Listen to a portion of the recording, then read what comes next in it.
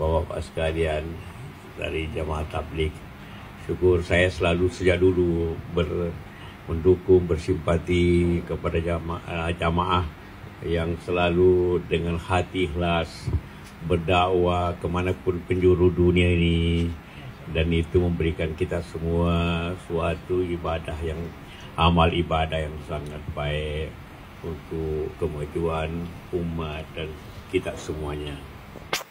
Karena dengan dakwah yang langsung memberikan dorongan kepada umat, tentu merupakan suatu cara kita untuk melaksanakan ibadah sebaik-baiknya, melaksanakan syariat Islam sebaik-baiknya kepada umat dengan cara yang langsung, dengan kemampuan mandiri kita semua, sehingga ini memberikan sumbangan yang besar kepada ini. Tadi saya bicara dengan bapak-bapak dan di tempat sana bahwa sekarang ini keadaan umat bukan hanya ibadahnya, alhamdulillah. Kira hampir semua kita melihat bagaimana situasi umat ini sangat baik sekali dalam hal ibadah. Masjid makin bertambah, sudah 800.000 lebih, mendekati naik terus. Di mana-mana tempat jarak di kota jarak setengah kilo sudah ada masjid. Kadang-kadang di kampung, di RT RW ada masjid. Itu luar biasa hal itu. Di luar kota pun, di mana pun kita singgah pasti ada masjid. Mau masuk mall pasti ada masjid. Di kantor pasti ada masjid. Dan semuanya kalau Jumat ramai. Semua ini waktunya kita tidak tahu, cuma lihat di Jumatnya saja. Tapi alhamdulillah biasanya juga seperti itu. Karena itu dorongan-dorongan itu sangat penting untuk mengingatkan hal-hal. Tapi selalu saya kembali melihatnya bahwa yang perlu juga untuk meningkatkan ibadah akhlak ialah selalu harus mempunyai suatu tingkat pendidikan yang baik. Kemajuan kita semua harus tindak penyelamatan. Kalau kita mau seperti negara-negara lain seperti Malaysia atau seperti China, Jepang, India, pertama pendidikan harus baik. Ya. Kedua, ekonomi masyarakat harus baik. Karena tidak mungkin dia rajin ke masjid kalau hidupnya susah. Nah, bagaimana dia ke masjid sedangkan makan pun susah? Jadi di samping kita ini maka perlu, saya bilang tadi, dakwah itu bukan hanya masalah ibadah, bukan hanya masalah menemukan puasa atau kita, karena contohnya rukun Islam 5, tapi 2 diantaranya harus dengan kemampuan, zakat dan haji. Jadi karena itulah maka dakwah yang penting sekali, samping ibadah juga bagaimana muamalahnya kita jalankan. Muamalah hubungan antar manusia. Dan juga bagaimana kemakmuran itu, ekonomi kita meningkat sehingga dia rajin ke masjid. Bisa membangun masjid, bisa membangun sekolah. Nah, kalau ekonomi tidak baik, maka kita lihat contoh terdekat aja bagaimana Malaysia bondong karena dia makmur, atau dia Cina sekarang. Kenapa Cina? Karena utul ilmu wal wisin. Jadi kita contoh harus juga bagian harus dilihat. Bagaimana Korea maju karena pendidikan. Kedua, karena kemampuan ekonomi masyarakat itu. Karena itu yang dibutuhkan sekarang juga dorongan kepada orang-orang untuk bertani lebih baik. Bagaimana itu pisang-pisang ditanam dengan baik, bagaimana pohon-pohon ditanam dengan baik. Nah, karena kalau pohon ditebang saja maka terjadilah kepanasan kayak sekarang. Kalau kering, petani jadi miskin. Kalau petani miskin, dia tidak ke masjid. Mau disuruh apapun, kan? Mungkin tidak cukup sarungnya. Nah, jadi dakwah ini bukan hanya salat, bukan hanya puasa, tapi selalu dibarengi dengan lu mampu tidak. Nah, kita bagus hidup sederhana seperti ini, tapi tidak semua orang hidup ya lebih baik, lebih penting juga. Karena itu kalau saya ingin, karena tadi memberikan bahwa bagaimana dakwah keliling ini juga diajarin dulu. Kalau di daerah pertanian, ajarin tentang kuliah dulu tentang pertanian. Oh, di sini siapa suka pertanian, panggil pertanian. Kalau daerah peternakan mungkin di daerah kabupaten apa, panggil dinas peternakan bicara tentang bagaimana sapi baiknya, ayam baiknya. Diajarin. Kalau di daerah kota mungkin diajarin bagaimana dia berdagang di kampung.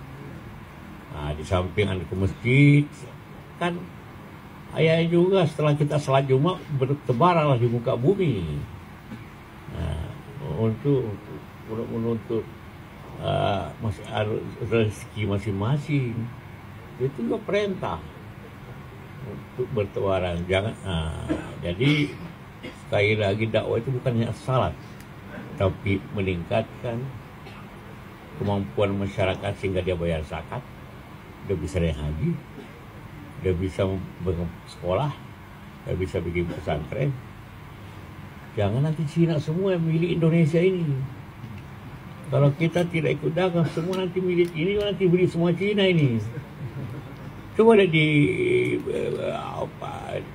Kerawang atau di Tangerang atau di mana. Nah, itu semua pabrik-pabrik milik siapa coba? Cina semua. Akhirnya kita hanya pekerjanya, kulitnya saja bayar 3.000, 4.000. Dia menikmati semua. Karena kita tidak punya semangat gitu.